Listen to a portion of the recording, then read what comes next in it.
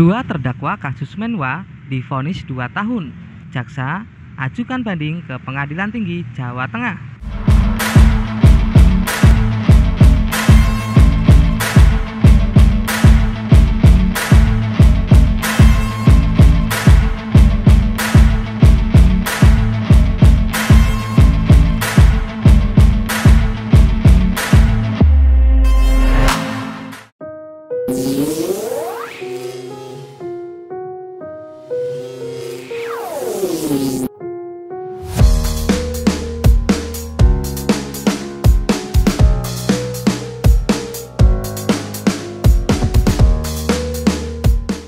Tidak menerima putusan Majelis Hakim Pengadilan Negeri Surakarta, Jaksa Penuntut Umum Kejaksaan Negeri Surakarta mengajukan banding.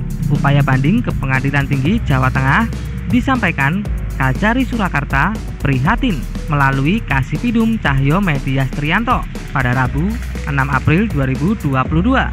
Langkah yang ditempuh jaksa tersebut atas amar putusan Majelis Hakim yang memvonis 2 tahun penjara bagi 2 terdakwa kasus tewasnya mahasiswa UNS Gilang Endi Saputra yang mengikuti Diklatsar Menwa UNS.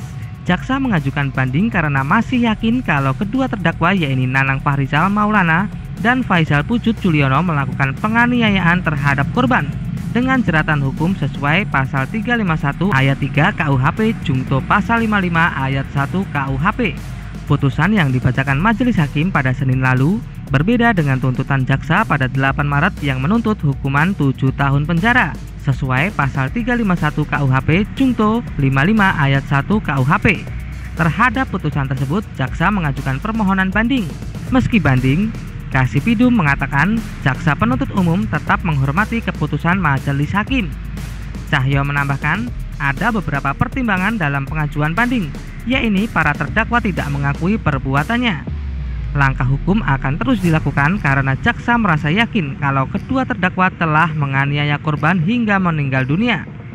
Jadi, berbeda dengan putusan Majelis Hakim yang memvonis kedua terdakwa menggunakan pasal 359 KUHP tentang kelalaian yang menyebabkan korban meninggal dunia.